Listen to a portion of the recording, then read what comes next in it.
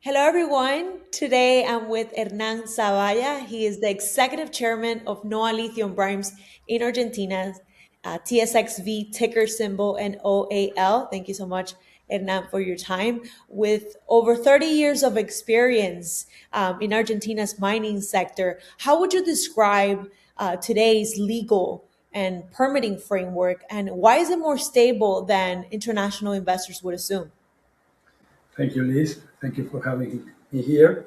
Well, I think that first I have to say that after 30 years, I see that Argentina learned a lot in terms of what is needed for attracting international capital for mining activity in Argentina.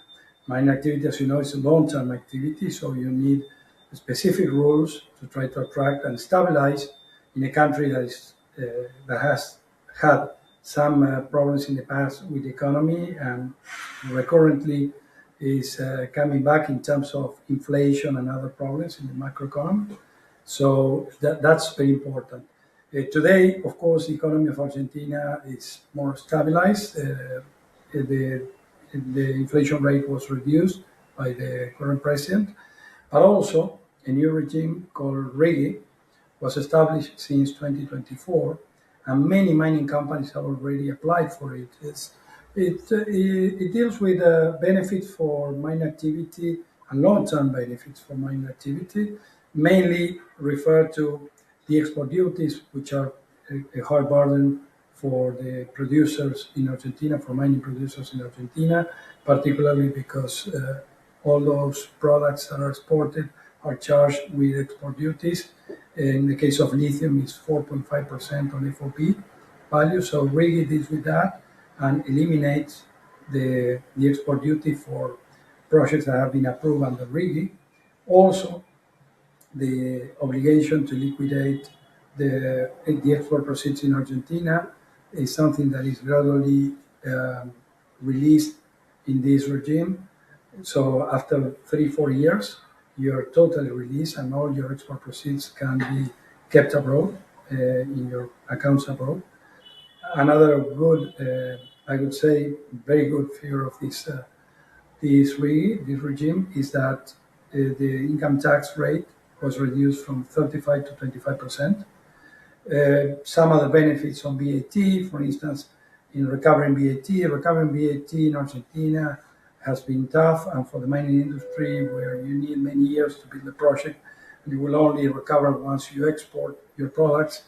That's something that takes time, and with inflation, that was a problem because you spend your money in Argentina for paying the tax, the VAT, and that becomes pesos. And if there is inflation, you may lose the difference between what you put in dollars and what you will receive in the end in pesos. That was solved by a very, I would say, creative system of VAT certificates that are granted by the government to those companies who have the benefit of RIGI. And that is, those certificates can be used for whatever purposes, income tax or for buying other goods, capital goods, or whatever you need for the construction of the project. So all this is very good, but the good news today is that very recently, this regime that was only in place to last for 2 years, now was renewed for another year. So this new regime will expire in July next year, 2027, allowing us, NOAA, with our flagship project, Rio Grande, to apply for the benefits of RIGI. Because we, as you know, we are going through activities and investments to get our PFS by the end of the year. So having the PFS and we are advancing also as we speak with the environmental impact permit for exploitation. We haven't filed it yet, of course.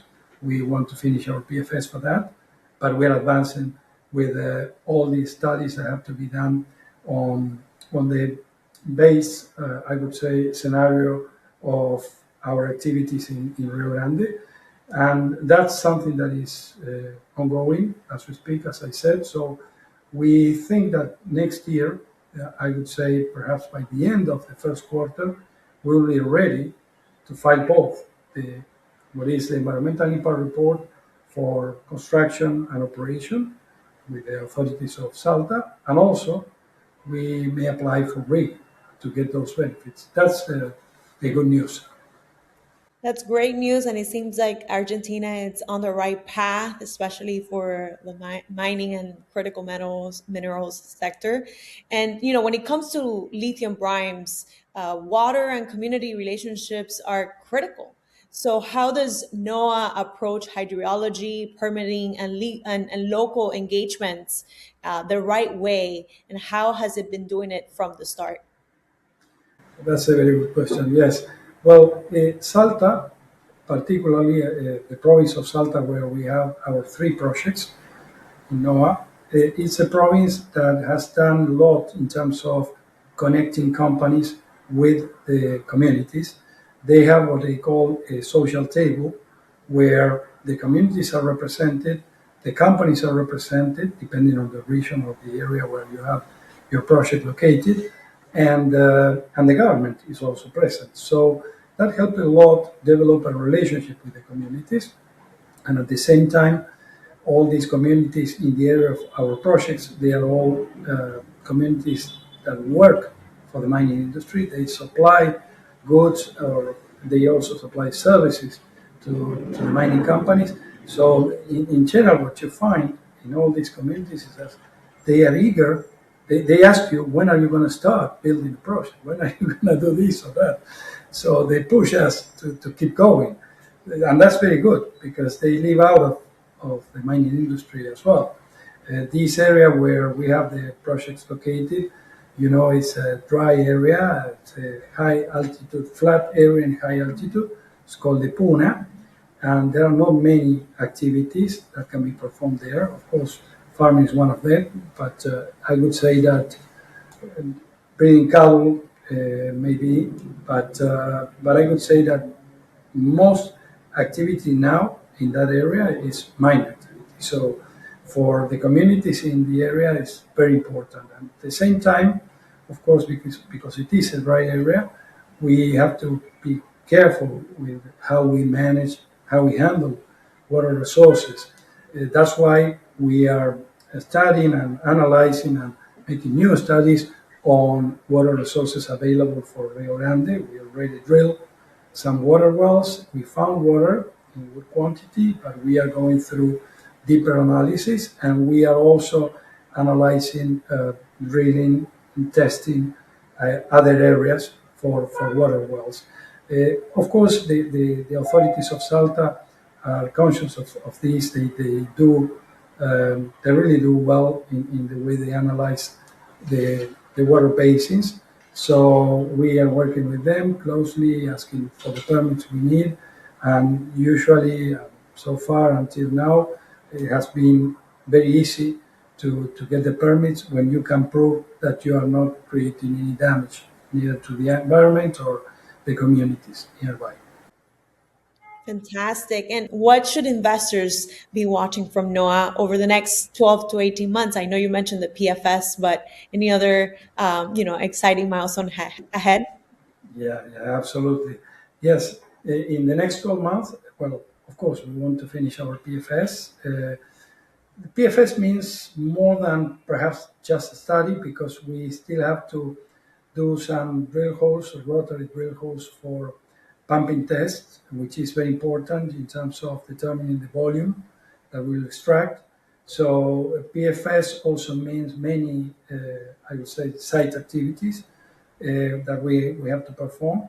So that's on the one hand, which is very important because the level of accuracy of the PFS is much more than the level of accuracy you may have in a PEA, which was very robust.